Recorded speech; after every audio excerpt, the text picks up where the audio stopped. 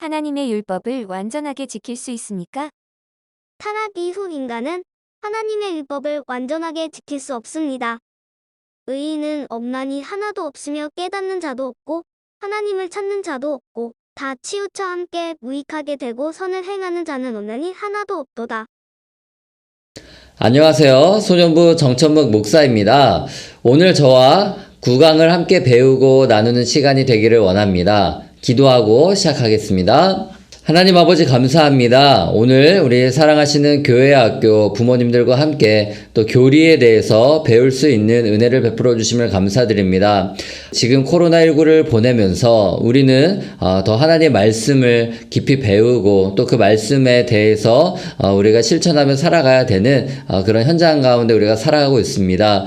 오늘 배우는 내용을 통하여서 우리가 더 하나님을 알아갈 수 있도록 도와주시고 우리 삶에 적용해서 하나님의 자녀로서 또 제자로서 살아가는데 조금 더 부족함이 없는 우리 부모님들과 우리 아이들이 될 수 있도록 도와주세요. 감사드리며 예수님의 이름으로 기도드립니다. 아멘. 9강의 주제는 율법은 지킬 수 없나요? 입니다. 핵심적으로 살펴볼 내용은 율법을 완전하게 지킬 수 있느냐라는 질문인데요. 하나님께서 아담과 하와를 창조하셨을 때는 율법을 완전히 지킬 수 있는 존재로 만드셨습니다. 그러나 우리가 생활하면서 느끼게 되는 것인데 이 율법을 완전하게 지키는 것이 불가능한 것 같습니다. 율법을 지키지 못하는 이유가 무엇일까요? 이 질문을 통해서 우리는 원죄의 개념을 살펴볼 수 있습니다. 또한 죄가 어떻게 인류 안으로 들어오게 되었는지, 또 성경에서 말씀하시는 아담 안에 있다는 것과 또 그리스도 안에 있다라는 그 말씀의 의미가 무엇인지를 알 수 있습니다. 우리 자녀들에게 원죄에 대한 개념을 설명하는 것은 결코 쉽지 않습니다. 원죄란 아담과 하와가 하나님 말씀에 불순종해서 선악과를 먹으면서 시작이 되죠. 선악과를 먹는 것을 선택함으로 사람에게 주어진 형벌입니다. 하나님과의 관계가 단절되었고 하나님의 형상이 파괴되었습니다. 우리는 멸망을 받게 된 것입니다. 사춘기 한창 민감한 시기에 우리는 태어날 때부터 이런 죄를 가지고 있는 존재이다. 우리는 죄인이다 라는 것을 이야기하는 것 자체가 쉽지 않을 것입니다. 아무리 좋은 말로 순화시켜서 죄에 대해서 설명을 하더라도 난 아무런 죄도 짓지 않았는데, 또는 나는 죄인이라고 불릴 만한 그런 큰 잘못을 저지르지도 않았는데 라고 하면서 이런 반응을 보일 거예요. 내가 죄를 지었다고? 내가 죄인이라고? 죄의 문제에 대해서 인정하기가 쉽지 않을 것입니다. 때문에 오늘날 우리가 살아가고 있는 이 사회에서는 죄의 문제가 점점 낯선 개념이 되어가고 있는 것입니다. 특히나 진리는 절대적인 것이 아니라 상대적인 것이 되었습니다. 내가 믿는 것이 진리라면 너가 믿는 진리도 진리가 될 수 있는 그런 시대에 살고 있는 것이죠. 그러다 보니 공의가 실현되지 못하고 또 죄가 성행하며 부도덕이 가득한 시대가 된 것입니다. 죄의 영향이 이토록 무겁다라는 것을 알 수 있습니다.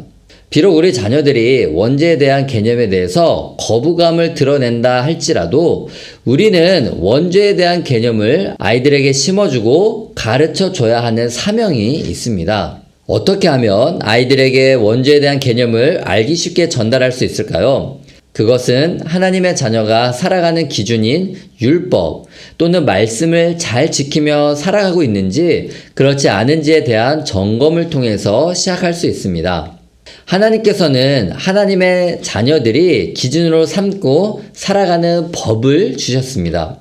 그것이 구약 성경에는 율법이었습니다. 신약 성경에 와서 예수님은 율법을 완성하셨죠. 때문에 율법과 예수님의 가르침, 곧 하나님의 말씀이 우리 삶의 법과 기준이 되었습니다. 예수 그리스도의 법은 우리의 정체성이 되는 것입니다. 그런데 이 시대에서 하나님의 법을 지키며 살아가야 되지만 기성세대나 다음 세대, 우리 자녀들이 율법과 말씀을 지키며 살아가기가 현실적으로 어려울 때가 많이 있음을 경험하게 됩니다. 그럴 때 우리는 이런 질문을 합니다. 하나님께서 왜 지키지도 못할 법을 주셨을까라며 세상의 가치관과 기준대로 타협하는 모습을 발견하게 되는데요. 왜 그럴까요? 바로 원죄 때문에 그렇습니다. 아담과 하와가 불순종함으로 타락한 이후에 사람은 하나님의 법과 계명을 완전하게 지킬 수 없게 된 것입니다. 성경은 하나님의 말씀을 지키지 못하고 불순종하는 것을 죄라고 정의합니다. 우리 개개인은 생활하면서 죄를 짓고 죄와 타협하는 것, 죄로부터 자유하지 못하다라는 것을 우리 아이들이 더 잘 알고 있습니다. 이것을 통해서 우리는 죄인인 것을 깨닫게 되는 것이죠. 원래는 하나님께서 율법을 완전하게 지킬 수 있도록 아담과 하와를 창조하셨습니다. 그러나 아담이 범죄하여 죄가 들어오면서 모든 것이 달라졌습니다. 창세기에 이런 말씀이 기록되어 있는데요. 노아 시대에 하나님께서 홍수로 심판하시게 되는 원인입니다.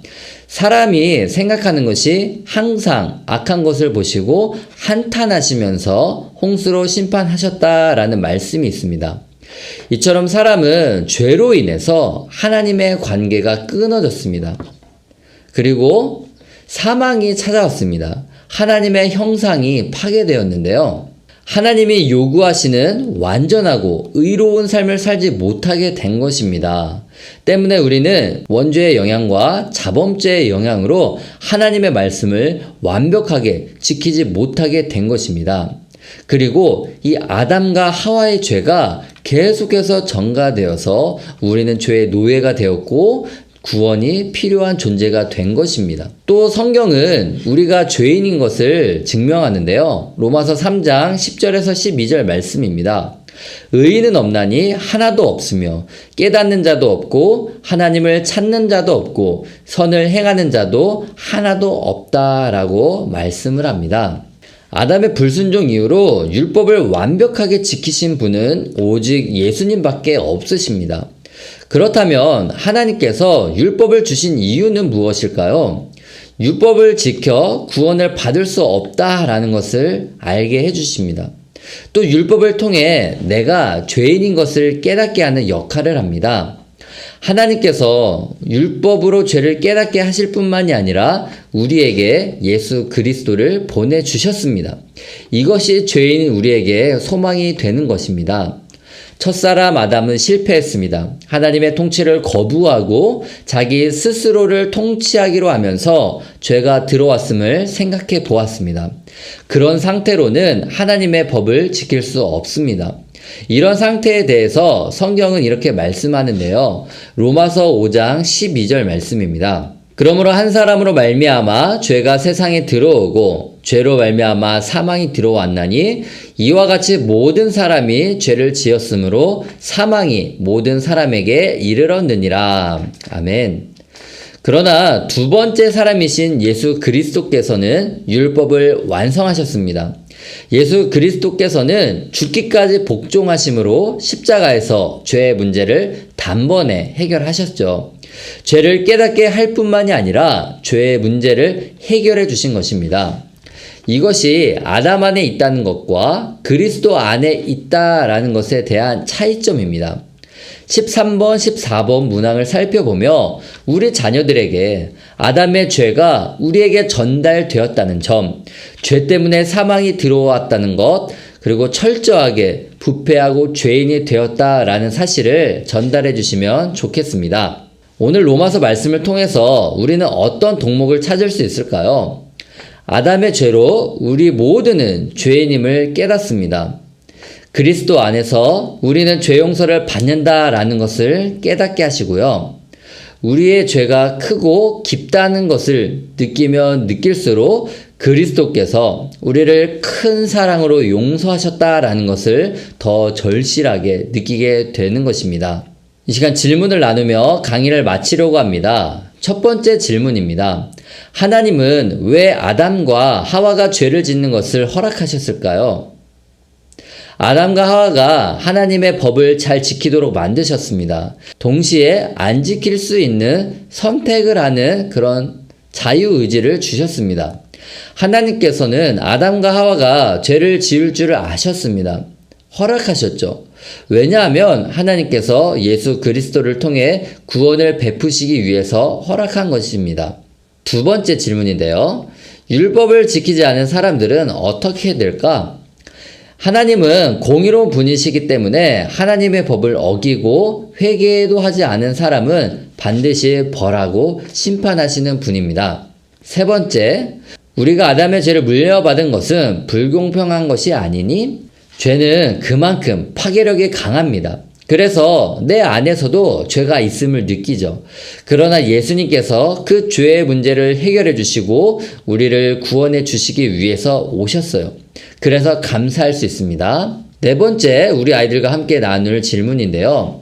그리스도인이라는 확신이 있니? 예수 그리스도를 구원자로 주님으로 믿을 때 우리는 그리스도인이 되며 하나님의 약속의 자녀가 됩니다. 이로써 구강 강의를 마치려고 합니다. 하나님께서 사람을 율법을 지키는 존재로 창조하셨습니다. 그러나 아담의 범죄로 인간은 타락하게 되었고 율법을 지킬 수 없게 되었습니다. 사망이 찾아왔고 고난과 고통이 시작된 것입니다.